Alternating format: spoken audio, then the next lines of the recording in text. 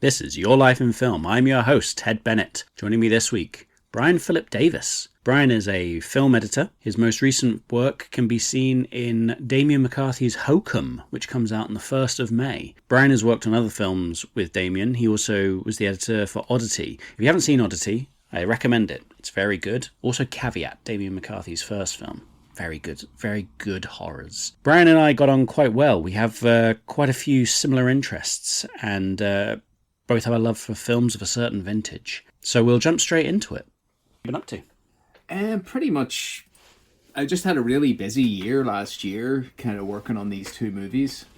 So I've been just basically right now, I'm just kind of taking a break and trying to find something interesting to work on. You know, just trying to be like selective. I think about what to do next. That's always the sort of the fun part of the job, when it's like, oh, what little thing can I do that is more just maybe a bit creative or just a bit more sort of relaxing, and it's like, oh, that's when I think you find some quite nice projects.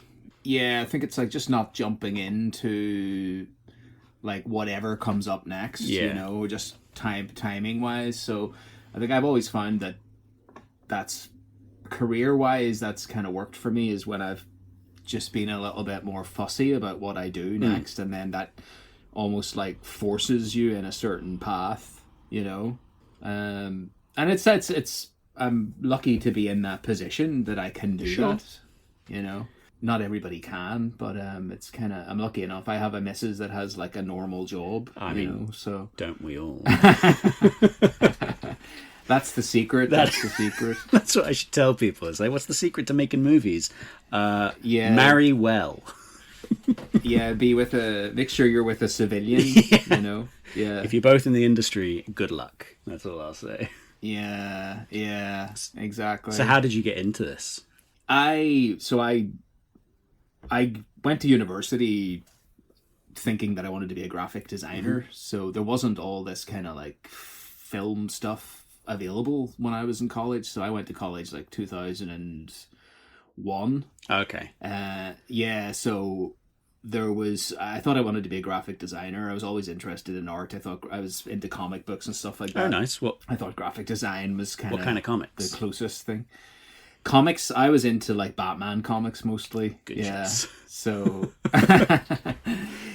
so I'm sure we'll talk about this later, but I was big into Batman comics. I was big into like Batman the Animated Series, like Bruce Timm. Oh, yeah, Bruce Timm stuff. Yeah, that's... Yeah. So I was into graphic design, kind of visual narrative type stuff, and then I went to college thinking that's what I was going to do. And I joined a course at the University of Ulster called Visual Communication, and they kind of had all sorts of stuff under that one roof. So they had like, you could do graphic design obviously, but they had illustration, and then they had a little bit of photography and filmmaking and animation. And this was at the time when like IMAX had just come in, and you could get like a digital camera, plug it in with the DV cable, and it was so... Like, I remember even when I went to college, I think it was 2005 I went to college, then they were really bragging about like, oh, we've got a whole IMAX suite. And you'd be like, oh shit, okay, you got a whole IMAX suite. Whereas now... Like, I mean, that's bringing their Macs to uni. Yeah, I mean, like what I have right now is just like an Apple Studio display, it's like a little box, and yeah, I mean, I until a couple of months ago, I was just using like one of those Darth Vader helmets, you know, like the black Mac Pro, like, and they last me for years, you know, like you get like 10-15 years out of them. But so back in uni, I was just I kind of then I just developed an interest in editing. I was just shooting like stuff on DV tape and then importing it into iMovie and then editing, and it was like, oh, this is fun. And then I got into making like short films of my own, which I was editing. And then I graduated from uni. I continued making shorts, music videos and things like that. And then eventually got asked by other people, like, could I edit stuff for them? And then I realized like, oh shit, you could get paid for doing this. You know, so I've been getting away with it since then, basically. Nicely done. I worked on shorts. I think I worked on over like 40 short films, and then and then one of my guys that I would work with, over and over again, he got a feature film off the ground called Bad Day for the Cut, which was like an Irish revenge thriller, and it ended up getting into Sundance. And oh, nice. Yeah, we went to Sundance with that in 2017, and then after that, I managed to jump onto some other feature films. So, and yeah, that's how I got into editing. And then after that, it was just a case of, as I was talking about earlier, just trying to work on projects that I'm interested in working on. And, I gravitated towards horror stuff. That's the kind of stuff I like to watch. So I was like, well, I'd love to work on the kind of stuff that I would just enjoy watching as a viewer. So managed to just get on those types of projects. And yeah, so far so good. I see that you still do shorts, which is really nice to see. Yes, yeah. I mean, I'll do a short. I think it's good to do like a short in the background, like even if I'm working on a feature or something. It's like a nice palate cleanser, and you can try out different genres that you haven't necessarily worked on. Like I'm doing a short that's a bit more of a sci-fi short. I've got that coming up, and I've got another little horror short that I'm going to do for an American director, just because I fancy working on footage that has like nice American locations in it, so yeah, just things like that. There's no real pressure, and like a short doesn't take me that long to do, No, it's nice when you see sort of like feature people still working on shorts. Like I see that Peter Strickland still like makes short films, right? And you're like, good, like you should, You're telling stories, you're putting things together, and a bit like with the comics, like you're showing sequential, imagery. Yeah, yours is put together through video footage, but it's still like, no, this is the thing I like. So it doesn't really matter how big the project is. If it's a story that's good and fun, it's like that's the one I want to work on. So it's nice that you're still working on shorts. Yeah. Yeah. Who was the what was the first feature you did? Sorry, it was called Bad Day for the Cut. So that was with I was with a guy who's a friend of mine. He's called Chris Baugh, and I'd been working actually in a kids TV company on a bunch of puppet shows. So I did like 5 puppet shows, like preschool shows. So that was kind of one of my first kind of editing jobs. But like they were it was fun to work on that stuff. Like I was the editor. I was being credited as the editor, which I think is important, to kind of generate the credits doing what it is that you want to do. And like I was learning how to deliver shows to the BBC and stuff, and we were still working with tape decks, and I was grading them, and I was learning on the job a lot of the stuff. But like it was a great learning experience. And like even though it was kids puppet shows, like you were using like reactions out of context to create like comedy and stuff, like it was still editing. Like I think editing's editing, it's kind of, it's hard work, whatever it is you're working on. But he then had this. He wanted to get out of that kind of world, and so did I guess. So he kind of wrote a feature, a revenge thriller, which was nothing like a kids' TV show. So that was our ticket out of there. Nice. If you mentioned sort of like editing out a sequence, I remember the first time I saw someone was doing an interview on the street outside the BFI. And she asked all the questions, said goodbye to the guy, and then the camera panned on her, and then she was just going, "Oh yeah," and like doing all those reactions. Exactly. And I remember it was the first time I saw it, and I was like, "Oh yeah, of course, it's one camera. How would they have got both?" And I was like, "Oh, it's so weird." And obviously, in the edit, it's all going to work out, and no one's going to know. And I thought, like, it's so bonkers. Yeah, even on something as simple as that. Yeah, I mean, there's been like documentary people getting in big trouble, hasn't there? Like using things out of context like that. Like nothing's actually real, What was it? Is it Broadcast News, the William Hurt film, where he's kind of like outed as doing that, and like Holly Hunter's furious with him, and it's like I kind of get why he's done it. But it's good. So the 2 films you're working on, well, your Hokum's out in about 2 weeks, isn't it? Yeah, it's out on the 1st of May. Yeah, that's my. And then there's the Informer, the Incomer. The Incomer. It's a kind of it's a Scottish folk comedy. So another one of those, right? So yeah. It's coming out. Yeah, it's going to be out later in the year. So yeah, I was working on Hokum most of last year, and then the Incomer came along. But that was written and directed by a guy that I'd worked with previously on a horror comedy TV show for the BBC called Wreck. So this was his debut feat. This is Louis Paxton I'm talking about. So this is his debut feature, and I really enjoyed the script. So there was a little bit of a crossover with Hokum, but I really wanted to do it, so we were able to make it work, thankfully. So nice. It got into Sundance in January. It played at Sundance, and it's going to be released later in the year. That should be exciting. So how did you get on board with Damian McCarthy? So yeah, Damian, I've mentioned Bad Day for the Cut. So that director's second feature was a horror comedy called Boys from County Hell, and we made that with a company called Keeper Pictures in Dublin.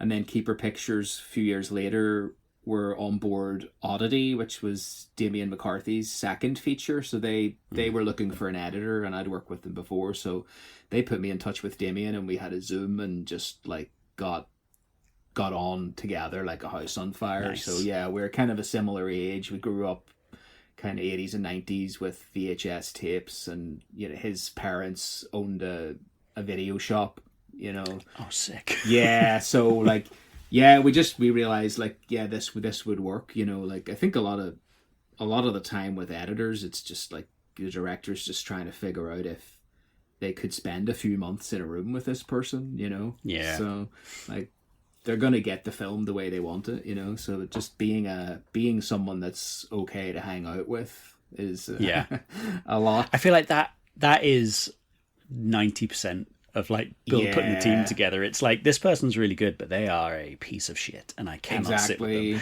And then there's someone who's like, I get on with this person really well, and even if they're not going to hit it 100%, they're also going to take like that note of like, hey, let's, and you're going to be cool with it. Great, let's all, and you kind of work with people. Yeah. Like at the end of the day, it's their vision, and it's going to be exactly the way they want, But we have a good collaboration going as well. Like Damian doesn't. When he's shooting stuff, he doesn't watch any edits until. Oh, really? So yeah, he shoots his entire film, and then he'll come in on day one of his edit and watch my entire editor's cut from start to finish. So it's quite overwhelming, I think, for him, but that's the way he likes to do it. I think he likes to have everything in his head. He has the whole thing storyboarded, and then he likes to come in clean and just start working. So it's but he's really respectful as well. Like he's a great collaborator. Like it's like the best idea wins. There's no ego. Like sometimes I'll come up with stuff that he prefers to how he'd envisioned it, or maybe I'll accidentally misunderstand the assignment and come up with something better. That's a thing. And then sometimes we'll try it his way, and it's fantastic, or something we could try it his way and maybe he prefers what I did. But it's just an ongoing collaboration for many, many weeks. Like an edit takes like 16 or 20 weeks, on a feature film. So it's just trying to make the right decisions. I think it is important as well to like not have that ego. If you've got that ego, learn how to do everything yourself and don't rely on anyone. But if you know you can't do it and the other person is a professional, it's like then if they suggest something, it's coming from a good space, and Yeah, exactly. Like that's why we don't really talk much during his shooting of the film, because I think he likes to just give me my space, and I'll bring something to it as well. It's like, it means you have two brains thinking about it individually. It's not just like one big master plan right from the start. So I think he's really receptive to that, of bringing other people's good ideas to the table. When you were talking about like videos and stuff, I had Graham Humphreys on a few weeks ago. Oh yeah. Graham did the video artwork for like Evil Dead and all that kind of stuff, and it's so like, before the recording I actually had to like move some stuff from behind me, because I was like, I don't want him to think I'm some weird massive fan that's got loads of his work. It just so happens that he's worked on a load of the things I like, and like all my VHS I had to move down there. Yeah. Yeah. Do you have much of a physical media collection yourself? Yeah, at the minute it's all kind of packed into like a cupboards or multiple cupboards somewhere. I feel like I really need to organize it a lot better. Like I have no idea now what I have on Blu-ray and what's on DVD, and like I probably have multiple copies of stuff. And like I felt like watching something the other night and I couldn't find it. I was just like, I just need to organize it all. It's annoying.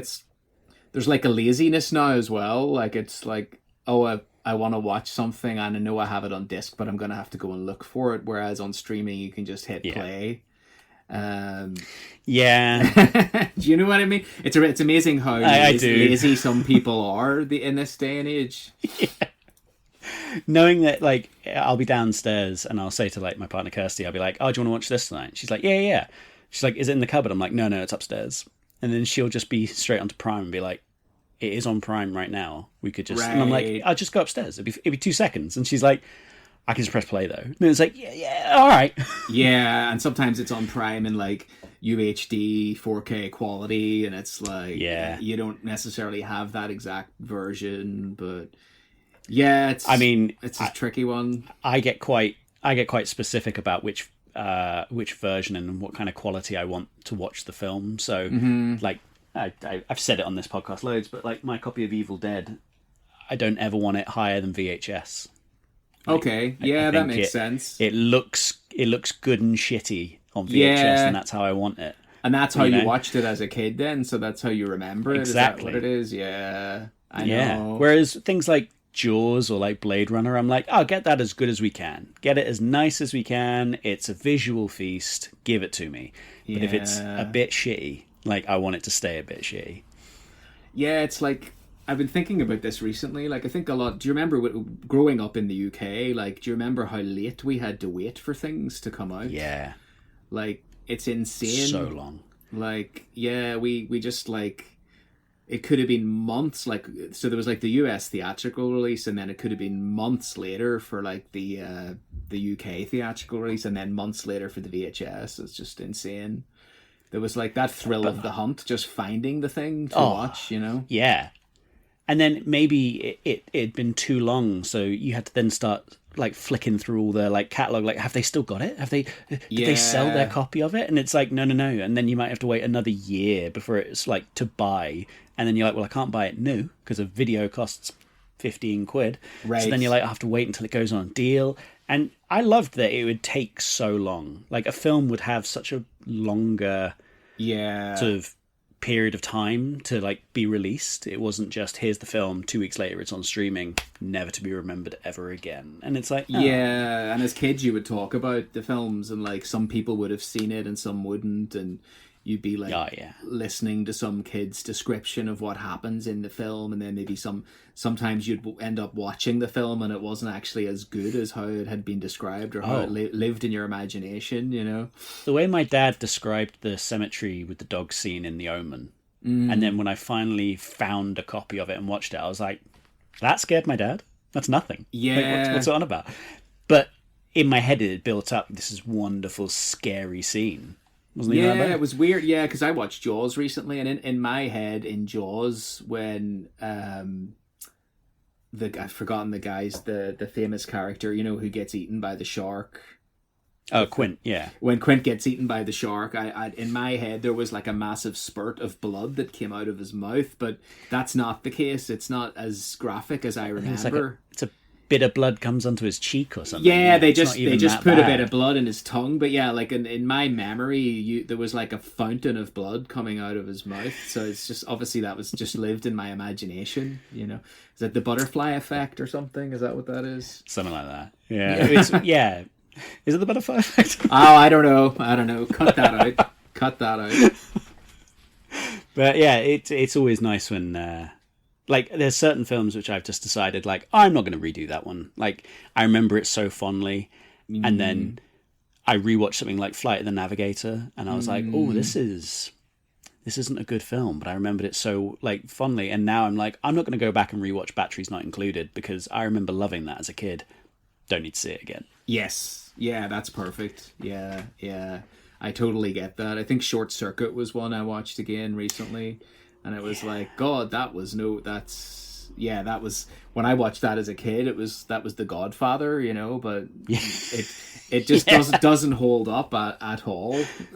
No, and knowing that like Fisher Stevens is a white guy playing an Indian guy, now you're a bit like, oh. Yeah, you see, I know it was okay, but he managed to avoid that one. Yeah, the cancellation angel of death flew over his house on that one, I think. Just gave him a wink, and he was like, "It's all right. Yeah, I know not to do it again." Yeah, although he did the sequel, didn't he? He did, and and I think they're talking about doing a legacy sequel. Oh well, I don't know how that's going to work. Yeah.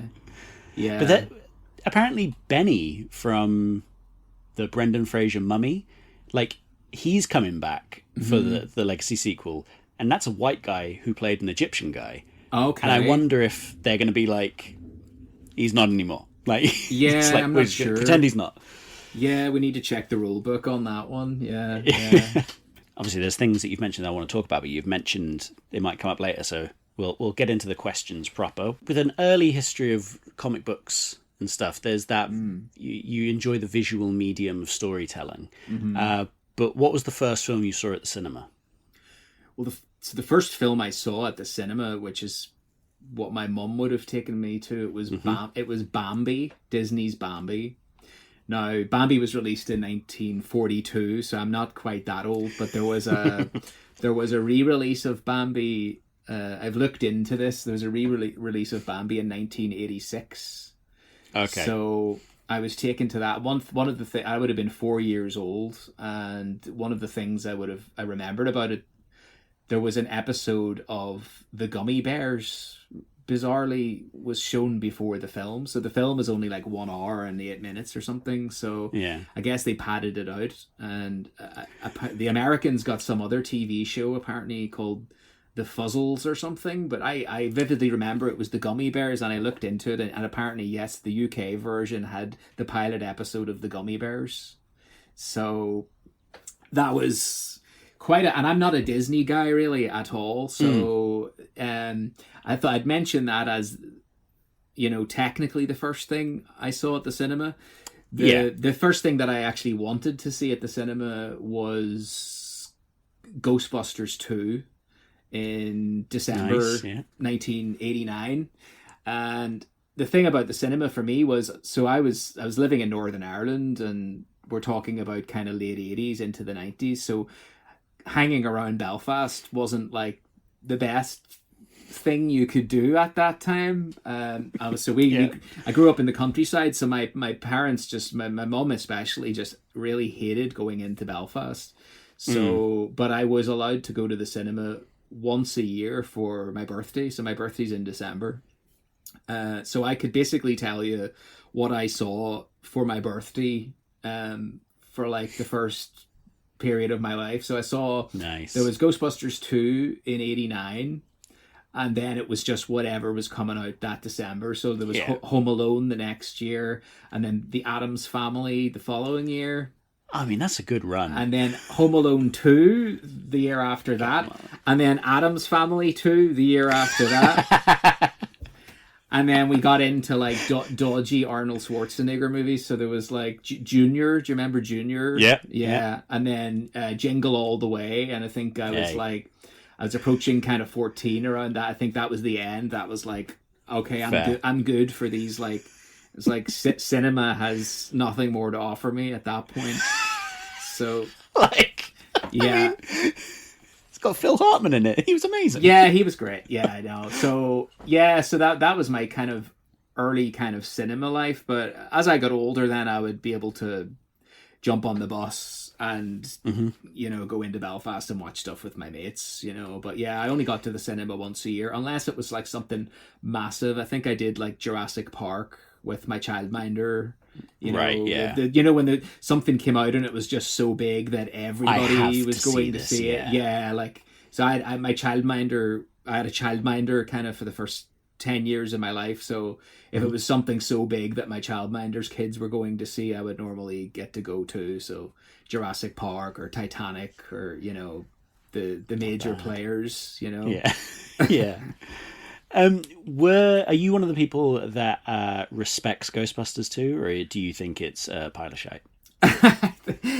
I kind of, I suppose I probably have that kind of place in my heart where it was my first cinema experience. I think it's fun. It's fun in its own way. I think it's fun. Yeah. I'm a fan. Yeah. Fan. Yeah, no, it's fun. I like the music. I like the vibe. Like, yeah, I know they didn't have a particularly nice time making it, did they? I think... No. Yeah, it was kind of... If you go into the behind the scenes, it doesn't sound like it was a very pleasant experience, and I think they were trying to rush it out, weren't they? So... Yeah. And again, it's one of those ones that came out in June in the US, and then we had to wait. It's crazy, isn't it? Yeah, we had to wait until December. So you'd be like flicking through the magazines, like the official movie magazines, and trying to find out all of these details about what was happening in this second Ghostbusters movie, and maybe there'd be a trailer they'd show on TV, and it's like, oh my god, it's like new Ghostbusters stuff, and then eventually December comes. You remember when Apple used to show a load of trailers on their website? Yes. Oh yeah, Apple. Yeah, was it iTunes? It was like an Apple iTunes website. Was it that? I just remember that you used to have to go to Apple to watch like film trailers. Yes. And that ability to just watch a trailer whenever you wanted. Oh yeah. Like, because similar to you, like growing up where it was like, I saw trailers at the beginning of the cinema or at the beginning of the video that I was playing. Yeah. And if I've seen that video 100 times, I've seen those trailers 100 times. So just being like, oh, what's this film? Oh, what's the trailer for that? Oh, what's this film? I can watch trailers all day. Yeah, there was a TV show called Movies, Games and Videos in the UK, and they just showed trailers, and they would show trailers for the top 10 movies in the US. So this would be like the first glimpse that you would get of footage from these brand new movies. So like, I was recording that show, I was setting my video to record that. And I remember when we got the internet like in like 1997, and we lived in the countryside, and I remember spending hours downloading the trailer for Batman and Robin in 1997 with great anticipation as to what this movie was going to be like. It's like Joel's going to hit gold again, isn't he? Exactly. It's like just I was downloading, and then the trailer started playing, and it looked like Lego bricks. It was so heavily compressed. And then nowadays you can just watch a trailer in like 4K on YouTube, and it's like whatever you want. It's insane just how much times have changed. The fact that I was going through Reddit this morning, there was a teaser trailer for the new Godzilla film, and I from Reddit just sent it to my buddy Charlie, who loves like Godzilla, and he was like, I cannot fucking wait. And you just think like, that's crazy that it takes, before I wouldn't have seen a Godzilla trailer unless I'd gone to the cinema. And now, while I'm on another website, someone mentions it, I send it to a friend, and now we're both excited, and it's so easy. I like that. Yeah. But I also miss the chase. Exactly. Yeah. And I think a lot of what we're probably going to be talking about is, that missing the chase. Like, there just is no chase anymore. Like, even watching kids' TV shows, like, you'd have to wait a whole week for the next episode to come on, and then you'd have to tune in at 4:00 that day and watch it. Nowadays, you just go to the menu and select the next episode. Yep. It's just... That 90s Spider-Man animated, I loved that as a kid, but I could never consistently catch an episode every Saturday morning on Live and Kicking. So I don't know where that story went. I would just turn up and Peter Parker would be getting angry about something, and I'd be like, I'm in. Yeah. And it wasn't until years later that I think I found like the DVD of it, that I just started watching it, and I was like, oh, you don't actually need to watch this week by week, but if you had a week to wait between each episode, it's great fun. Yeah. Or, as I did, I went to a toy fair recently and found some old Turtles videos. Oh, nice VHS. Oh, nice. Yeah. Nice. And sometimes the BBC or ITV or whatever, they would just acquire like the first season. So they'd show the first season, and then they'd just go back to the first episode and repeat it.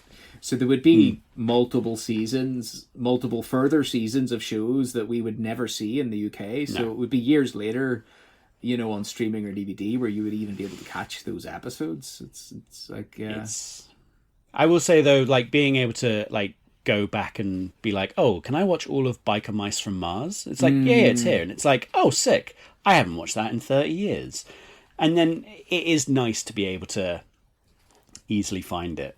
But again, missing the chase. As you can see, I buy a lot of physical media. Yeah, and do you still prefer to have a physical copy of everything? Yes, but not in like a weird ownership way. Yeah. Just in like I like the idea of cataloging the films I have and being like, okay, so I've got this film and I know it's got some special features on there. There's a nice making of on there. It's all those extra pieces plus age of film. A lot of my DVDs are sort of 80s, 90s, and early noughties because they were made for that format. And then my Blu-rays are anything fancier, my VHSs or anything, whatever. And then my laser discs over there, they're for very specific films. Yeah. And I think it's more about, you know, buying the CD of something or over buying a record. The record's going to sound good, providing it was recorded at that time period and all that kind of stuff. So... yeah, it's a whole system that's completely rubbish that in my head makes sense. Because that Spider-Man cartoon is on Disney right now, isn't it? But I remember you would pay like £100 for that on DVD. There was a box set that I think CX were selling it for like £100 or something. Like it had value. Yeah. And I do this weird thing where I can't buy a film. I can buy very specific films just from a website if I want to, but the way I do it is I have a list of things, and if I see it in the wild in like a charity shop at a CEX, or we've got a megastore collectibles place in town which is great, it's got everything, and I'll spend a good hour just going through every title, and if they have it I'll be like, right, it's £1, I can have it and now I can watch it. Whereas if I don't find it, I'm like, well, I'm not allowed to watch it yet. Haven't found it, can't watch it. So that adds a nice element to it. So, what film did you watch over and over again as a kid? Well, I'm probably going to be really boring, and it's just the honest answer. It was Batman '89. It was perfect. Yeah, and again, this was like, so I was 7 years old. It had come out in June in the States. I think we got it in August, but I wasn't allowed to go to the cinema at that point, so I was basically relying on stories from other kids, from magazines, from trading cards, as to sticker books, you know, what was actually going on in this movie. Everybody was talking about it. It was like, what does it look like? You know, what's happening? What's the storyline? I found out as much as I could, and then eventually it was released in, I think it was November 1989. It came out. It came out in the US November '89, but we had to wait until April 1990 for the VHS release, which is crazy. So it's too long. There was a video store called Extravision that was in Ireland. So it just opened around the time that Batman came out, and this was the first time that a video store would have multiple copies of one film. So nice. Yeah. Previously you'd go to your video store looking for your film, and if somebody had it, they had it. That was it, you know. Or you would see the cocky kid with the video that you wanted under his arm walking around the store, you know, like showing off that he got it. But last copy, gents. Exactly. So yeah, I remember walking into Extravision, and even though they had multiple copies, I went to the counter, and the guy just looked at me and said, "Batman," and I was like, "Yeah." And he just like shook his head. It was like, yeah. So I think I was able to. I put my name down for it. That's what you did. So you put your name down for it, and then they would give you a call whenever it was in. So I think it was maybe the next day. I got the call. And, like Bruce Wayne, and I ran down. The bat signal went up. Yeah, exactly. So I ran down to my local Extravision and finally got my hands on it, and then watched it, and loved it, obviously. And then I think I still think it's my favorite. Yeah, I watched it again. Batman films. Yeah, I watched it again recently. They had like a live orchestra screening of it down in Dublin, and it's I think it really holds up. Like it's really, it feels like really timeless. You know, it's kind of, it's just really enjoyable. It's so rewatchable. You know, so I would just keep watching. I think eventually, like a pirate video was probably doing the rounds. You know, before, because you remember when So there would be the rental version of the VHS would come out, and then it would be another 6 months before the retail version. So there was again yet another 6 month kind of waiting period. So I would watch. I think there might have been a pirate knocking around, but it was a really shit pirate, of like that someone had filmed in a cinema. And then I think we were traveling to the Isle of Man for a summer holiday, and they were showing it on the ferry. But whatever way the setup was, it was so bright in the room, it was like a projector screen. You couldn't see a thing, and it's such a dark film. But I could hear the audio, so it was just like, it was such a...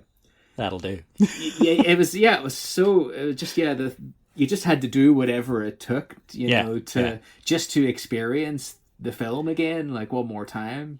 Yeah. No, I still think that 89 one, and then the Batman Returns, those two are definitely my favorites. I think they're they're excellent. And last time I was in LA, I went to the Peterson, like the car gallery, because they have the 89 Batmobile there, and I just had to get as close to that thing as possible. That's my favorite. Like, for a Batmobile, that's the best one. Yeah, it was awesome. I had like a little model kit of that, and just like, I mean, it looked like a dog's dinner by the time I had put it together with super glue stuck all over. So it hasn't been beaten, that design, I don't think. Have you seen Lego have done a huge 89 Batmobile? Yeah, I have it. Yeah, same. Of course we do. Yeah, of course we do. Have you got Ecto 1 as well? The big Ecto 1? I don't have the big one, no. I have the Playmobil stuff for that, but... Oh, nice. Yeah, they're obviously marketing all of that stuff at people of our age. I don't think kids of this day and age are that interested in it. It's all about... I found the Playmobil Firehouse in a charity shop for like $3 or something. Yeah, and I was just... I was, and this was like 2 years ago, and I was just like looking to Kirsty, and I was like, that is very cheap for what that is. And she was like, well, you're going to try and resell it? I was like, no. Put it in my office. Yeah, I mean, all the little accessories and things are amazing that come with it. Yeah. Like, they're obviously, whoever's working on that has a love. They're probably our age, so they have a connection to it. But yeah, they have the Ghostbusters 2 version of the Ecto as well. I think that's what mine one is. I think you can change the sort of sled up top to either be like the pared down Ecto 1 or the fancy one with the stuff all over it. But nice. I have it. Batman comics. What was your were you a Tim Sale guy? Did you like Long Halloween, or were you more like did you go for Batman's by the story or by the art? Well, I first started buying Batman comics. They were like UK reprints of American comics, so they'd be like oversized, you know, compared to what the US versions were like. So I think it was probably around Batman Returns time. There was some kind of a reprint kicking around, and they just they were reprinting year one at the time. Oh yeah. So it was actually a perfect time to jump on. So they reprinted year one, and then I think they reprinted year two. And then they got into the Nightfall saga. Yeah. So then that UK comic got cancelled, I think, kind of like halfway through Nightfall. So then I had to jump on to the US. Right. You never found out whether he got his back unbroken. No, yeah, exactly. Exactly. Yeah, that was a pretty big saga. But yeah, I think it lasted like 12 issues. And then they printed a letter saying like, you know, well, this is the last issue. Good luck, guys. You might want to check out, you know, these collected editions or whatever. So I started then like kind of importing my comics. So there was a comic store in Belfast, but being still stuck out in the countryside, I was just using like a mail order service to import comics. I think they were called Ace Comics. They're still around. They're in Colchester. Yeah. So yeah, it was such a bizarre ordering system. So there's I don't know if you know about previews. There's basically like there's like a catalog called previews that tells you what's coming out in 3 months time, and you have to like order your comics. So I would just, much to my parents' like horror, I would just have these brown packages of comics delivered every month. Nice. Of like, whatever Batman stuff was around at the time. So I just read like the monthly Batman comics, you know, from Nightfall like onwards, and just would keep There's going. some good runs in that time period. There's some really good stories. Like, we were very fortunate in our Batman sort of, in our age group for Batman. We had a good run of it. There was a bit of a, until Tom King came in and did the whole Court of Owls stuff. Like, up to then, it had gotten a bit quiet, and then Court of Owls. And then, have you read any of, is it not the New 52? What's the new Absolute Batman? Absolute Batman. I've read a bit of that. I've got a pile of stuff that I need to read. Yeah. So that's the stage where I'm at now, where I'm just buying stuff that I don't read, you know. So I had to tell my comic book guys, like, I'm really sorry, can you just stop getting stuff for me, because I just haven't read it. Well, I haven't managed to get to that point yet. I'm still buying. I don't want to let them down. But that's the thing, like, so Paul and Tracy over at Infinity Beyond Comics, they've been like friends for, I think it's like 20 years now. Yeah. And at this point, they know that it's like, if I'm saying, like, please, just, I will buy the trades eventually if I miss anything, but otherwise, like, I can't. I'll just have stacks and stacks and stacks. Or they also know that I'll come in and be like, I'm really into, like, that Jim Lee era X-Men, and then I'll buy that entire run. Like, I'll just come in and be like, I'll buy all the old stock of that. I want to read all of it. And then that's it. So they're like, we're not worried. So you'll buy the single issues as opposed to the collected editions, the trade paperbacks? Depends what it is. Sometimes I really like the single issue. Like, when it comes to old 2000 ADs, I like getting the single issues, then collected stories. But then that starts really racking up the cost. Right. Yeah, and those Absolute comics that they're doing now, like, they started with just like Batman, Superman, and then it's Wonder Woman, The Flash, Green Lantern, like Martian Manhunter. Like, they're obviously all in on that now. Like, it must be selling well. So there's almost I think that's their bread and butter now, is that Absolute stuff. Batman. I think it got to the third printing before you could just pick one up. Yeah. You know what I mean? And you're like, Jesus Christ, like, that's so bonkers that it would take to the third printing, you know? Yeah. So are you just a Batman guy? Do you not go for anything else? I was a big X-Files fan back in the day when that was on TV. Oh, yeah. So my buddy Charlie that I mentioned drew that. Oh, fantastic. Yeah. I was mad into X-Files. I was mad into the Tales from the Crypt, you know, like the EC comics, the old anthology stuff. So I was which that's just come back as well. There's like new. That's the only line that I still got up until quite recently. Yeah, the old EC stuff. Yeah, they've been doing like all these kind of. They're usually limited runs. They don't last forever. So yeah, I was into all that. I was a fan of the TV show on TV, and then I just kind of, I mean, at the comics, they were just reprints of the old EC comics from the 50s, so they were quite out of, you know, date in a way, you know. But it was fun to kind of go back and read the stories that the episodes of the TV show were based on, you know. And then I would just pick up like random stuff that kind of because eventually I would be visiting my local comic shop. So we have a Forbidden Planet in Belfast. It used to be called Talisman. And it became a Forbidden Planet. It's the same owners, great guys, and I would eventually just get the bus into Belfast with my mate, and we would just buy whatever. So I just can't think of anything off the top of my head right now, but just obviously.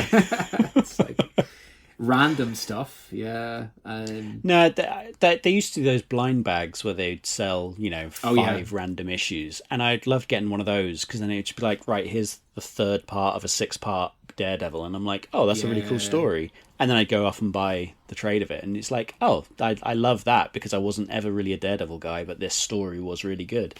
So it's great. Up whatever, really. And they do free comic book day as well, so you can go and like, you know, just grab stuff, and kind of there's some interesting things there, like Image Comics are doing a lot of interesting things. It's the smaller labels that I'm actually more interested in now. So like Boom Comics did some really nice stuff, and I just I've actually really just pared back all of my DC and Marvel stuff because I'm like, nah, you know. Yeah, they're too mainstream now. Like, and I've also gone to specific authors. So like, what's his name? Is it James Tynion the Fourth or whatever? Yes. Like he's done some really nice stuff. Yeah, like nice the House by the Lake and stuff. Yeah. And the Deviant. The Deviant was really good. Yeah, and I just think like, I'd rather read these because they're almost little.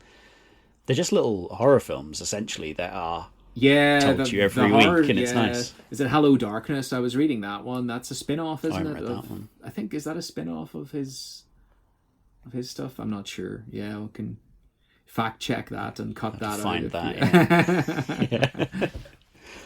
Oh, nice. So there's nothing that you're currently books-wise obsessed with? Yeah, I've just got a pile of stuff that I'm intending on reading, but yeah, a lot of it is that horror anthology stuff. So I get all the EC stuff. I get the Creep Show. I get Hello Darkness, and Bleeding Hearts was one I just started reading. Vertigo comics have come back, and there's one called Bleeding Hearts, which is like a new take on zombies. Trying to find can't find a copy of it handy. Bleeding Hearts. I read the first issue. Yeah, it's kind of interesting. It's kind of an interesting take on zombies. I don't really want to say too much. You just have to read it. Yeah. I can't do zombies anymore. You've been oversaturated. I've been over zombied. Over zombied, right? And like when so my buddy Charlie that I mentioned, it's Charlie Adlard who drew all of The Walking Dead. He when he did when the first series came out, he went over and did he's one of the zombies in the background, and they gave him like a disc of the first 6 episodes before it aired, and I watched it, and I think I got to the 3rd episode, and I just said to him like, I can't with zombies anymore, man. I'm done. And I was done with zombies before The Walking Dead came out. Oh, and then really? Since then, yeah, there's just been so much, and it's like, give me something interesting and I'll come back in, but if we're just going to play the same formula over and over, I can't do it. Yeah, I watched the first season of Walking Dead and then just kind of had no real motivation to watch anything else after that. It was... Yeah. But yeah, what was it about the X-Files comic you liked? Because I no one else I know read it, and I really enjoyed it. Well, just the fact that there was an X-Files comic, like I would have anything to do with the X-Files. I would have bought the magazines. I would have bought the comics. Just like anything X-Files that was sold. Yes. They started doing like adaptations, didn't they? Comics. They did they started doing the episodes. I think they had a slightly different style. Yeah. So Charlie did the Tops in comic. Tandem. Yes. Yeah. The one that was like in line with it, but when they started to go off to something else, he jumped ship and then went on to something else. I can't remember what he did after. Yeah, it was massive business, the X-Files, back in the day. It's coming back as well, apparently, so, yeah. Yeah, good luck to him. Yeah, well, it did come back not that long ago. Yeah, but it was kind of... I think the ones that Chris Carter wasn't involved with, they were good, but yeah, the Chris Carter mythology stuff really kind of just went off the cliff, God. It's too much. Like, even when it was first on, and I know it was because Gillian Anderson was pregnant and they had to have her go and come back and all that kind of stuff. When it got too into the weeds of this whole, they've got a kid that's maybe an alien, I was like, just keep it Freak of the Week, man. Give me, those were what the alien best. This week? Yeah, they're the best. Yeah, like if I rewatch it these days, I just skip the mythology episodes. I'll just watch the Monster of the Weeks, like without doubt. It's the fact that like someone said to me like, I've never seen X-Files, is it worth it? I'm like, yes, but of the 20 episodes a series, there's probably about 8 that are really good, and then the rest you can probably just wash out. Yeah, and that's at a time when there would be 20 or 25 episodes in a series. Like, again, like very different to nowadays. I'm a big fan of the last 2 series. I think Annabeth Gish and Robert Patrick did a great job. Yeah, that was fun. Being a horror guy, what was the first 18 rated film, and how old were you? Well, the first 18 rated film I watched was not a horror. It was an action. It was called Commando, and it was starring Beautiful. Arnie. Yeah. Yeah. So I would have watched all of Arnie's movies on TV with my dad. So my dad was a big Arnie fan. So if there was an Arnie movie on TV, it was being watched in the living room that night, and I'd just be hanging out on the sofa. My dad already knew all the lines. Like, it was, I was watching that stuff whether I wanted to or not. But it's weird that they're rated 18 because they're not. They're completely tame now. I think you'd see that in like a PG now. You know, other than the language, like they weren't really violent at all. It was like people pretending that they were getting shot. Like you'd get worse than that in like Mr. 100%. Tumble, you know, these days. Yeah, 100%. But it's weird, isn't it? Like the fact that Terminator went down from an 18 to a 15 when it got released on DVD in the noughties, whereas I reckon you probably get a 12A now. It's nothing, you know. Yeah, because 12s didn't exist in the 90s, did they? So it went straight to 15 after a PG. So that must have really screwed up some movie releases. Like, it's probably why I couldn't go see Batman at the time. Yeah, you know. I remember. Yeah, I had to sneak into a couple. I think my uncle got me into Gremlins 2. I think that was a 15. Nice. And I definitely had to sneak into Batman Returns. But yeah, they would usually just let you in.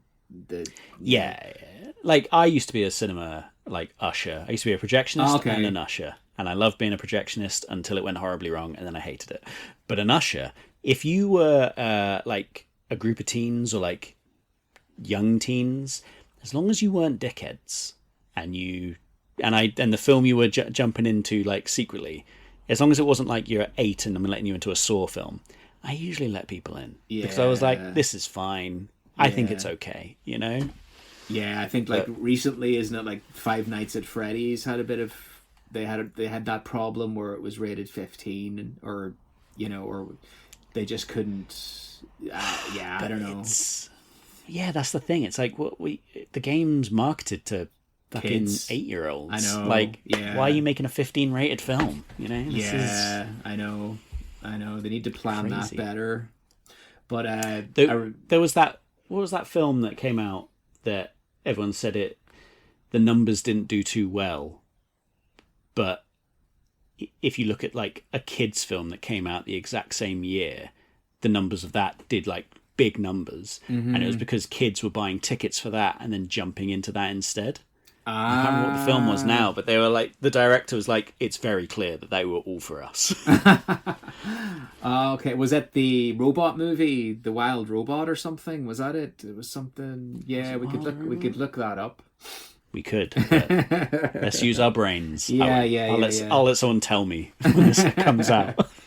But like 18, like in terms of 18 and R-rated films, like things that disturbed me and got stuck in my head would have been like, there was stuff in like Superman 3. Do you remember when that character gets thrown into a computer at the end and she gets turned into a cyborg? Yeah. Like that was like, that's not an 18, but that completely disturbed me, and I was thinking about that for days.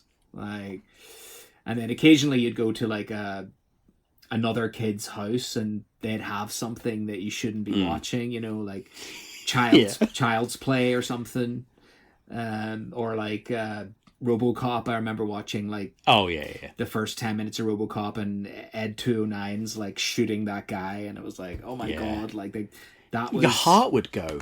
You'd be like, oh, I shouldn't be watching this. Exactly. Exactly. Yeah, it was just that much blood on screen was like, But I don't think kids today, I think maybe with YouTube and stuff, they don't seem to give a shit about that stuff anymore. I think it takes a lot more to shock them. Yeah. Because I don't want it to be the only thing that'll ever shock me as a fucking Serbian film. I want to be shocked by something I wasn't expecting, I want to get spooked from nothing. Exactly. I know. One of the early films that got me was E.T. E.T. and Edward Scissorhands. Both a U and a PG, or both PGs. Those films terrified me as a kid. I don't know why. You can't remember what it was about? Just... Well, Edward Scissorhands having scissors for hands scared the shit out of me. Yeah. I think just Yeah, it's funny you should mention that. I'm going to mention that film. Oh, okay. Yeah. Yeah. The E.T. definitely got me. Just the spookiness of the Reese's Pieces, like in the dark, and that shot of like the door open with the light, and you can see out into sort of like the outside shed area, and that's where E.T. is. I remember as a kid that just being like, that's terrifying. That's so scary. Outside is scary. Yeah, it was the atmosphere as well that he was creating, like in the sound and the music and stuff. Like, yeah, I think there's a lot of that can get under your skin, especially as a kid. Yeah, and there's probably that anticipation as well about what you were going to see. Like you'd no idea what was coming, because that opening on ET is quite. That's quite horrific. That kind of all that like fast cutting and this kind of creature like running through the lights and stuff, like that's quite scary. Oh. Yeah, and that weird scream he makes as well. It's just like it's too much. It's too much. Yeah. That's good stuff. So, what was the first film you watched that you considered grown up? Well, yeah, I was thinking about this. So there was an experience that I had when I went to see Teenage Mutant Ninja Turtles 2: The Secret of the Ooze. Very adult film. My uncle and auntie brought me to see that, but there was something, whatever happened, there was some issue with the cinema and they couldn't show it. So we went to see something else that was on at the same time, and it was called Edward Scissorhands. So, Edward Scissorhands, I knew nothing about it. I had no idea what to expect. But when I watched Edward Scissorhands, it was so. I mean, I'd seen Beetlejuice, I'd seen Batman, like, so I was aware of Tim Burton's work or whatever. But I wasn't at that moment. I wasn't really thinking, oh, this is a Tim Burton film. You know, your head didn't work that way. You know, back when you're a kid. So I was 9 years old at this point, and just watching Edward Scissorhands, it was just the films. It just felt so like designed. Like I felt like I was watching, you know, a director's vision on screen, and it kind of like got me thinking, okay, these films are actually made by people, you know? Yes. So I could see the production design, you know, just the shots, the way it was filmed, like the kind of weird performance. It's like, okay, somebody's making decisions here about how to play all of this stuff. So that was the first thing I saw, where it was like, okay, these things are directed by people. And then that kind of got me down this rabbit hole looking for other things. Like it would get that's what sent me off looking for things like David Lynch. You know, I'd watch, I'd watch Eraserhead, you know, Cronenberg, Videodrome, The Fly, you know, and then again later, you know, like Wes Anderson a bit later, you know, it's just like, but yeah, it was Edward Scissorhands that kind of, I guess made me kind of feel grown up in the sense that, okay, these films are made by people. Like I kind of, that's interesting. That's what got me. And, I guess that's probably what planted the seed then early on about filmmaking and how filmmaking was an actual thing, you know? Nice. But nice. You were afraid of Edward Scissorhands, were you? Was it the title? Yeah. Johnny Depp's very weird sort of arms out hand, like scissor hands pointing towards his sort of like legs, but his elbows out, and the hair and everything, and it all. Yeah, I just found that as a kid to be too much imagery. Right. I just couldn't do it. Even to the point where I remember being scared and saying to my mum, he wouldn't get me because my name's also Edward, would he? Like, that's how I was. Oh, okay. And I couldn't do it, man. And then I went back and watched it later and I realized it's actually hilarious. Like, it's a very well-made film, obviously. But yeah, as a kid, it was too much. Like, I liked Addams Family as a kid. Loved Addams Family as a kid. But that was an acceptable, like, horror, if you know what I mean. Yeah. Whereas Edward Scissorhands, I found that to be too much. Just too weird. Yeah. Too weird, yeah. And I think maybe it had something to do with the spectacular set design, that you have all these pastel-coloured houses all lined up and everyone's going it, and then you've got this gothic sort of horror and everything's dying and it's all horrible and it's snowing for some reason. And not as a kid understanding duality, not understanding what any of this meant. and just sort of being like, well, that's scary. That's weird. I don't Yeah. like it. Yeah. And you would have been a little bit younger probably at the time than I would have been. Yeah. So, yeah. When did Edward Scissorhands come out? 94? Yeah, 91 actually. Oh shit! Yeah, I was 3. Yeah. So that would have been like a videotape or a TV. Yeah, it'd be video, or when it came on TV, I definitely would have caught it. Maybe it was on at Christmas, like the Radio Times. Give it a circle, and then regret instantly. You know. So yeah, it's funny. Interesting. Yeah. I think though that having that as your film to sort of like awaken the idea of cinema is a good one to do, because you can see it instantly. You can see instantly why that would wake up someone to be like, making films. Go on then.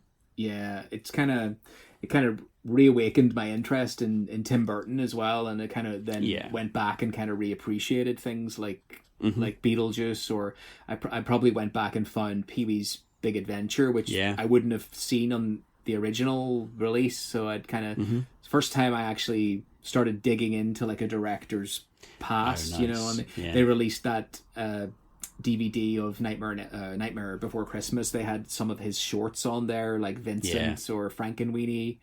You know, that was fun. And then there was like the making of books they would release for movies. I'd start to buy those and pay attention. You always got the art of books that would come along with the film. Yeah. And again, like, just kind of just started to take an interest on what was happening behind the scenes, you know. My film for that was Jurassic Park. Like, awesome. I wasn't old enough to see it at the cinema. My parents deemed it too spooky for, you know, kids. And then I was so excited. My brother got it on video one Christmas or something. And I was so like, I got to see this film. And I watched it. And it's the first time that I was like, who's Steven Spielberg?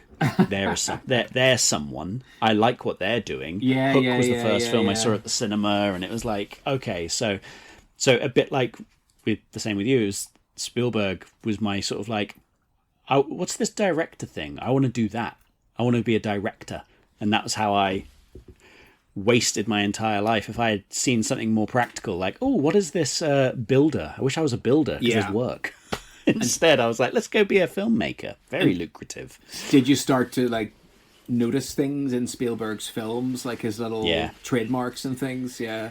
All his little trademarks, especially if they've been shot by like Janusz Kaminski, whatever, like you can see that visual style go across all of his work, and then you can read how he's going to shoot it, and you can read all that kind of stuff. And it was like, you know, as a kid, slowly coming into those things, knowing that Peter Pan complex that he always plays with there, that and all that, that's all great fun. But then getting a bit older, Saving Private Ryan onwards, where he starts doing grown-up films, you do sort of look at them like, oh, okay, so this is his other side of storytelling. The fact that he can give you Schindler's List and Jurassic Park in the same year shows that man is phenomenal. But is there a filmmaker that you would love to work with? You want to shoot your shot now? Just any of the greats, like anyone that has movies that I'd love to have worked on, like The Wrestler by Aronofsky. I would love I'd love to work on something like that, just like a really cool kind of character piece. You know, you're just kind of following this one character. And I seem to like tragedies. I like The Fly. I really like the Cronenberg Fly movie. Or like Paul Thomas Anderson or something like that. Or like I recently went back and have bought all of his work in the best quality I can. God, he's good. Yeah, I think Zach Kreger's doing some interesting stuff in the horror with Weapons and Barbarian, and Barbarian was excellent. Yeah, and I'm intrigued to see what this new Obsession movie is going to be like. There's a lot of talk about it. Curry Barker, have you seen his YouTube feature that he did called Milk and Cereal? Yes, it's up on YouTube. Yeah, so like it's funny now. A lot of these YouTubers that are becoming filmmakers. You've got the Iron Lung guy. Yeah. But I mean, yeah. they've got what, like 30 million followers? Like, Yeah, it's the audience is like they have the audience is ready to baked go. in. Yeah, that's yeah, it. yeah. But I suppose they've put a lot of work into getting that audience, I guess, and then Oh, yeah. I'm not downplaying yeah. the hard work. Yeah, but they're just like the back rooms. That's quite a interesting project. It looks quite interesting, but again, that existed as I think it was some YouTube shorts originally. Is that what it was? Video game, yeah. Was the video game created by the kid that's directing the movie then? Is that... Oh, I don't know. Yeah, I think they've hired... Maybe. I think it's a pretty young guy who's directing that. Oh, Backrooms one. Backrooms, yeah. Yeah. I was thinking Exit 8. Oh, Exit 8, that's another one. Yeah, it just came out. Yeah, no, the Backrooms, I don't know if it's the same guy, but the fact he's like 20? Yeah, I think he did the shorts. Yeah. Fair play to him. Yeah, but again, there's a massive audience waiting for that film. Yeah. It's like my 8-year-old nephew knows what Backrooms is. Like, yeah, it's crazy. It's like... It's bonkers. I think video games are almost like the new... Yeah. They're the new comic book movie these days. I think so. A friend of mine, when one of his lads went to like a careers day thing, apparently it used to be everyone wanted to get into the film industry, but now everyone wants to get into the video game industry. No one's interested in getting into film. Okay. And it's like, oh, that's interesting. Like that it's crossed over. Yeah. But then how it's also come back where it's like, yeah, but make all the video games, but then we'll make them into films. And it's like, oh, okay. Yeah, we all end up in the same place eventually. Right? Yeah. I am also looking forward to, is it Lee Cronin's Mummy film? Yeah, it's out on Friday. Yeah. That looks good. Yeah, I'm interested to see what he's going to do with that. I was a fan of Evil Dead Rise. Yes. So, yeah. He's a big fan of that. He's done really well, yeah. So what film holds a special place in your heart? Okay, so this film it holds a special place in my heart because it was so hard to get my hands on it. Mm-hmm. And it's Tales from the Crypt presents Demon Knight. Nice. Which is a bit random. But it was released in America in June 1995. Yeah. I'm not even... I think it may have had a theatrical release here. It might not even have. It might have just went straight to video. But that video took forever to come out. And I just remember just trying to find information. You would see the movie advertised on the back of comics, but this was for the US release, obviously. So we had no idea. So eventually I think I found out when it was coming out to rent. And I was able to go down to my local video store and put my name down for it, and I remember I was able to get it the day that it came out, so I was the first person that had it. Nobody else was probably interested in it. But and then this video shop would have allowed you to take the covers home, which was weird. Ooh. Yeah, and these were the big box covers, so this pristine quality big box of Tales from the Crypt Demon Knight. I was able to pop in this fresh copy and watch it, and I think the movie's just really fun. There's an amazing performance from Billy Zane. The practical effects are awesome. The soundtrack's just so 90s. And of course the Crypt Keeper, to present it and bring you in and bring you out again. And I just they kind of... It wasn't based on any of the EC comics. It was an original story. Apparently, the script had been knocking around since before the Tales from the Crypt show even existed. Oh, really? So it predates the TV show apparently. So I just thought it was a lot of fun, and I still kind of enjoy watching it. I think it has a lot of rewatch value, and I was a fan of I was a fan of comic books, obviously, at the time. I was a fan of Tales from the Crypt, and, there's a cool scene where the kid's, reading the comic of what's actually happening in the movie at the time. Of course, I was a sucker for that kind of thing. Yeah. So, Yeah, that's definitely something. Yeah, it has a special place in my heart. So, have you seen it? You're a fan of it, or? I haven't. Oh, No. really? You've never seen? Yeah. No. Do you have a copy of it now? Yeah, Have you gone back and? Yes, I did go back. I think I found a Blu-ray, but it's like a European Blu-ray release. I don't know if it's come out properly in the UK. There's a Region 1 Blu-ray knocking around, which you could probably find, and yeah, it's funnily enough, all these years later, it's still not that easy to find, but you'll get it somewhere. Nice. They did a second one. They did another Tales from the Crypt movie after that called Bordello of Blood, which wasn't quite as good. This film's got Billy Zane, William Sadler, Jada Pinkett, CCH Pounder. Yeah, it's Dick crazy. Dick Miller, yeah. Yeah. Thomas Hayden Thomas Hayden Church. It's bonkers. Oh, yeah. It's a stacked cast for sure. Right. Yeah. You've got to check it out.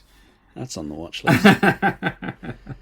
Yeah, I kind of. Oh, my buddy Rob has given it 4 out of 5 on Letterboxd, so that's a good sign. There for you me. go. Rob's all right. Rob's all right. Yeah. No, but it has a real nice kind of. It's made in the 90s, but it kind of feels like an 80s movie in a way. It's like feels a little bit like the 80s Blob movie. Oh, nice. I love a good schlocky 80s 90s horror film. Yeah, with practical effects and 100%. Yeah, there's that kind of lightning effect that only really existed at that time. I think I think modern VFX, they draw it on or something, still look shitter than some of that stuff. Yeah, I love it. I love it all. I watched the recent Spider-Man trailer, and I still don't think the effects look as good as the Sam Raimi movies. Not at all. It's like they still can't pull that off. No. Why can't they repeat that? Because it's all the they sacrifice most of the practical, don't they? So they'll we'll do all of it in green screen, and then at least there's no weird cut. And you're like, well, no, because if you do it all practically and you enhance it just a little bit, if you have to, with CG, then it's real. And your eyes know when you're looking at something real. If your eyes just watching CG, you just know it's I'm just watching animation, so none of this is spectacular. Whereas if you're seeing someone actually swinging around and coming into frame and taking off their mask, you're like, that's happening. And yeah, it doesn't do it. Yeah. So, what's your controversial opinion on a famous film?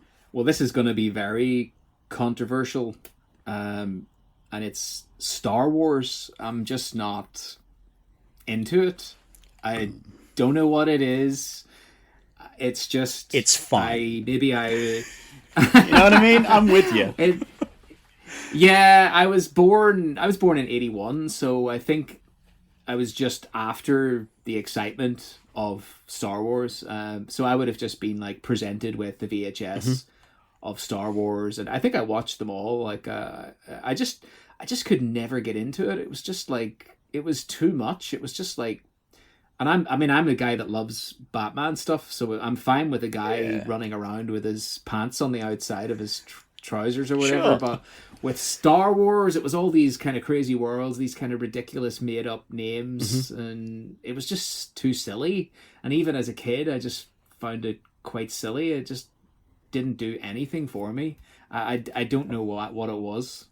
When Star Wars came on TV, I would go out to play. Nice. That's commitment to the hatred. Jesus.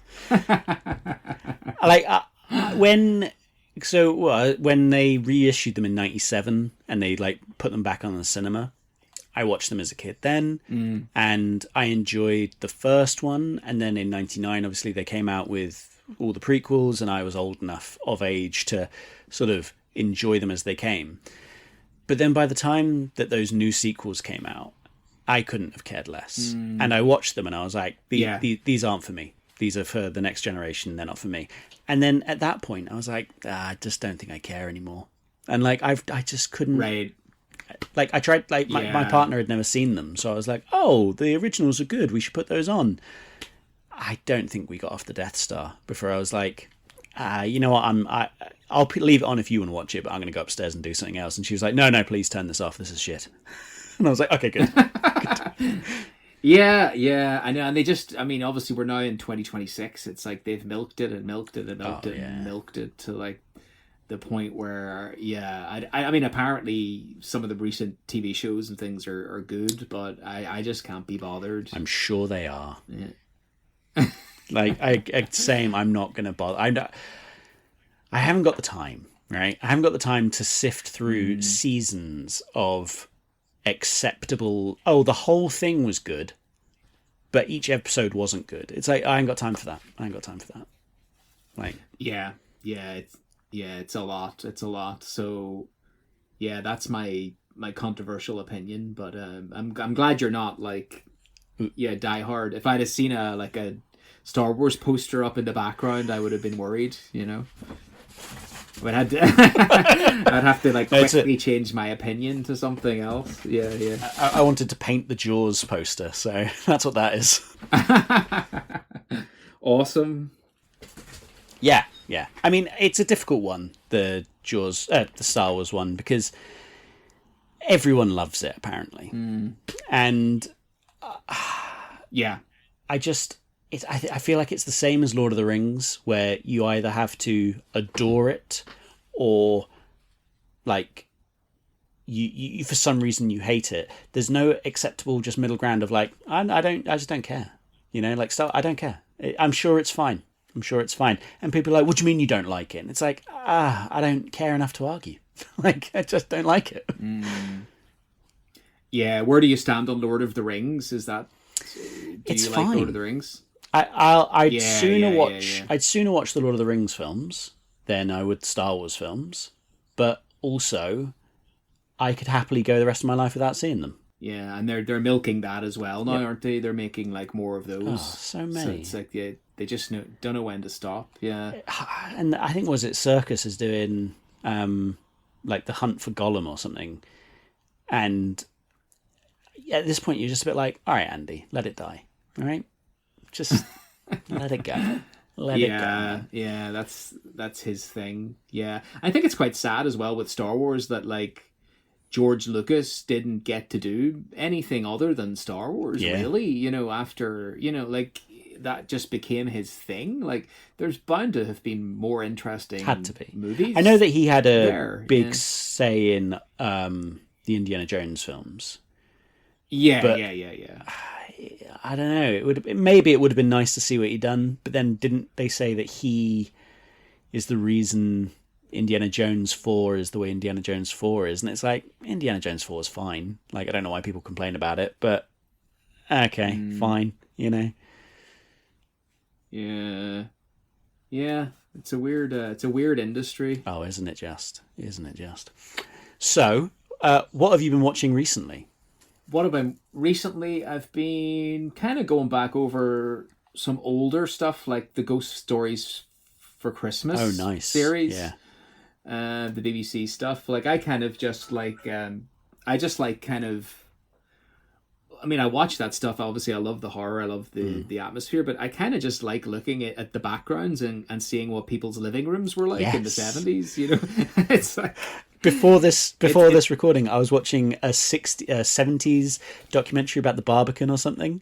Because I just wanted to see, like, what was them going to the laundrette? What was that like? What's that look like? Exactly. Yeah, I watched an old horror film recently. It was an old Christmas-based movie. I forget the name of it. Like, it was like, name me a classic horror film set at Christmas. Silent Night, Deadly Night. Okay, yeah, like Black Christmas or something. Yes, and there was a scene in a toy shop, and it was just like this was obviously pre-superheroes, and the toys were just like old dolls and like astronauts and like really innocent kind of toys. Yeah. And not nowadays, it's all just Ninja Turtles, He-Man, Ghostbusters, all the stuff we loved. But yeah, it was. Is it? Yeah. Well, I think it's all coming back, isn't it? Everything comes back around. I have new Turtles toys over there, so yes. Yeah, it just goes round in circles. But I like watching the old stuff and just looking at the backgrounds. Yeah, and then recent things I've been watching that Primal, the animated series by Genndy Tartakovsky. Yeah, my father-in-law that's mentioned really good. That was the first episode got me right in the heart, and I couldn't do it. Oh yeah, it's quite a sad beginning. Yeah. But there's no dialogue really in the entire show, and they've done like, it's a caveman and a dinosaur. They kind of become friends, they're on like season 3 at the minute. Season 3 is just like completely out there without spoiling anything, but it's an amazing show. And yeah, I just really enjoy it. I think it has no dialogue ever. It's just like really fun to watch. And again, I suppose it's like back to comic books. It's like watching a live action comic book, I suppose. Well, they always say that with a comic book, isn't it? They say that if you can tell the story without dialogue boxes, then the story works. Yeah. So if they're doing a whole animated show with no dialogue, it works. Exactly. Yeah, and I've been enjoying the Safdie brothers movies. I've just been going back watching all their old their older stuff, like Heaven Knows What, Good Time, Uncut Gems. Like, I think they've got a real kind of unique kind of texture to their movies. Just really that's true. Been enjoying that, and they've kind of split up now, I think, and they're making things like individually, and so it's quite interesting to watch their recent work and sort of see who was responsible for what in their joint work. Which is Joel and which is Ethan Coen, is what you're saying. Yeah, exactly. Yeah, it's interesting to watch that. Yeah. And then I watched a movie called Life Hack, which is like it's a screen life movie. It's like you just see a computer screen. They're called screen life films. I can't think what was the previous. Name me a famous screen life movie. Is it like Unfriended or? Exactly. Yeah. So it's not a horror. It's it's about 4 teenage slackers who attempt a kind of a multi-million-dollar Bitcoin heist from their bedroom. And it's directed by a guy from Northern Ireland called Ronan Corrigan, and I think it's just been released in the States. But yeah, it's a really, really well done. So really great performances, and it's worth a watch. Okay. But yeah, that's what I've been. Bit random.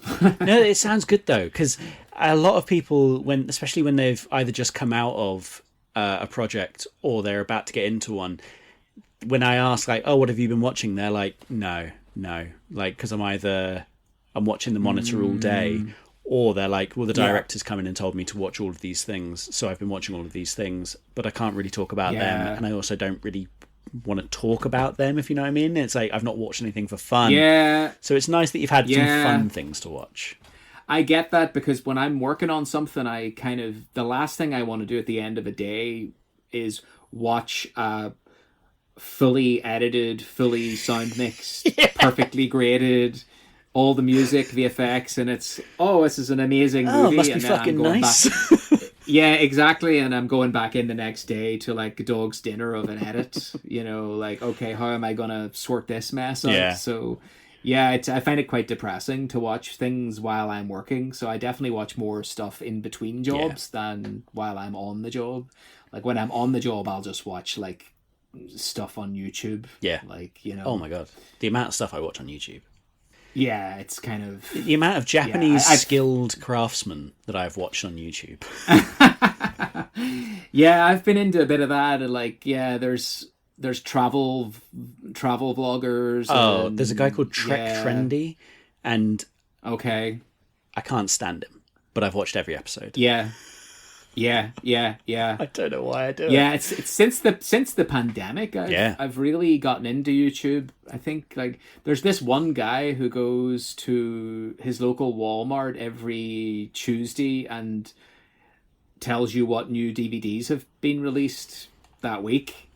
So while the pandemic was happening, I think I was living like vicariously through this guy and going out into Walmarts and looking at DVDs, because during the pandemic, that was like a cool thing. Yeah. That was like a big thing to do. Yeah. You were taking your life in your hands. Risky business. So a risky business, but I still watch his videos every week. I think it's chase after the right price, and he does like video games and stuff. I'm not a massive gamer, you know. I've played video games, sure, but out of me and my partner Kirsty is the gamer. But his videos, it's just him going to like garage sales or something and being like, oh, they've got this game and this game's really old because of this reason, and I'm going to go haggle over here for these games. And I'm just like, yes, show me that Harvest game that I've never heard of. Show it to me. And I have to watch them. Yeah. And I get way into it. Oh yeah, you enjoy it. Yeah, I know it is crazy though. It's like I wonder what else I'd be doing with my time if I just stopped watching it. The amount of books I'd fucking read, or the amount of time the dog would get walked if I actually just paid attention. Exactly. Or probably just scroll for another hour on Instagram or something. Yeah. You know? Yeah. I just find another screen to look at. Exactly. Yeah. But I mean, I was getting really headachy at the end of the days, and I was like, I don't know why I'm getting headachy. And then I thought I should probably put these on. Okay. And for the listener, I had to put my glasses on. And all of a sudden the headaches went away. And I was like, Who'd have thought? Staring at a screen all day with my glasses off would give me a headache. And have you always had glasses? In the last 10 years, I've worn them, but only for when I'm meant to be looking at screens. Yeah. Well, lesson learned. I remember the first time I went to the cinema wearing my glasses, and up until that point, I thought 4K was a myth. I was watching it, and I was like, "Oh fuck, this is good." Yeah, it's kind of. Do you have a lot of 4K stuff then? Are you into all of that side of things? Yeah, now I do. And I really give it the attention it deserves now. Yeah, it's great. I think if you have a good set, I have a projector a 4K projector that I'll use. I'll just pop it up. I have a pop-up screen behind me. Oh, nice. But I find in my living room, if I'm just watching a movie, if I'm sitting a couple of meters away from the TV, I find it difficult to tell between 4K and Blu-ray. Sometimes you're probably more of a connoisseur, are you? Some films. I mean, yeah, we'll get into it. Some of my laser discs, my laser discs of Jim Cameron's films, are better than some Blu-rays I have. Yeah. Because depending on how they transferred it is whether it's going to look good or not. Right. So I've got some DVDs that look great, you know, and then I got some Blu-rays that look absolute dog shit. Right. So it really depends on the transfer that they did. Yeah. It's not just about the resolution; it's about the color space and stuff like that. And exactly. The amount of and then there's other smoothing. films. Yeah. Oh yeah, I was about to say a lot of it AI smoothing can kind of ruin it and doesn't really give it the same feel. But then things like Lawrence of Arabia on 4K, that film's beautiful anyway. Yeah. So make that 4K, it's going to look even better. So yeah, there's some films that just by nature, the way they were shot, they are just made to be turned into 4K. And then there are other films that you don't need a film from the 90s in 4K because it wasn't made for 4K. It was made for VHS. It was made to be watched at home, you know. Yeah. Though I did pick up Thesis, and Alejandro Amenabar's first film, and it's fucking great. And I got that on 4K, and that was one of those ones where I was like, it's a 90s film from Spain that was shot really low budget. It probably doesn't need to be 4K, but the way that they had upscaled it, it was like, oh, actually, this is really nicely done. It's still got grain, it's still got warmth, it's still got all that flavour that it had, but it's now the best version I can see it in. And I thought, okay. Right. And you used to be a projectionist, so you're all about the exhibition of the film. Yeah. And there's something about it that is just, that is heavy rain. I know, it's crazy. It just started. Yeah. Having a film shown in a specific way or by a specific sort of format and medium, I think that adds to the story, the storytelling of it. If the director knew, well, this is going to go straight to video, people are going to be watching this on their small screens. Yeah, it's that same thing that what Eminem used to, once he listened to the master of a song, they put it on cassette and listened to it in the car, because if it sounded good in the car, that's how it's going to sound to everyone else that's listening. And I was like, yeah, that's it. You want to You want to watch the film with its original intended audience was meant to see it as, but, you know. Awesome. Yeah, fuck, I'm glad that rain didn't start an hour ago. We'd have been screwed. Fuck him. All right, well, thank you very much, Brian. It's been wonderful to speak to you. Do you want to do a shout-out for the films, like the films that are coming out? Yeah, well, we've got Hokum's coming out on the 1st of May in cinemas everywhere, and The Incomer will be out probably towards the end of this year, so keep your eyes peeled for that one. And that's Domhnall Gleeson, isn't it? Yeah, Domhnall Gleeson's the lead, and there's a couple of other Scottish actors in it, Gail Rankin and Grant O'Rourke, so yeah, it's kind of like a really weird, odd kind of folk comedy, and it's different, but I think it's went down really well with people that we've played it for so far. So yeah, nice. Fingers crossed you'll enjoy it. Excellent. Well, thank you very much, and plenty of things I'm going to add to my watch list. I think what did you say, Dark Knight? No, Demon Knight. Yeah, Demon Knight. That's going straight on. Straight on. Great. I'll track it down. I'll find it. CEX. I'm coming for you. Anyway, thank you very much. This has been a Lovable Rogue Productions podcast. Thank you to everyone that listened. If you want to help out your life in film, then download it, like it, share it, and give the pod a follow. I didn't realise till starting this that a download is the way they measure success and not just a listen. So, you know, listening means nothing. Make sure you check out my guests on their socials, which will be in the description of the episode. Take a look at my letterbox. I've made a list of all the films that have been mentioned on the pod. There's fucking hundreds. So you can find some good films there. Yeah, there are some good ones. There's some fucking weird ones, and I love them. Quick shout out to some of the podcasts I'm listening to. Caliber 9 from Outer Space. That's Rob and Joe's. That's really good. And then The Villain Was Right. That's a great fun. Check that out. If you really want to be a mensch, give me that money. There's a link in the description. It'll explain it all. But a download and a share is excellent, and I actually appreciate that a lot more than you'd think.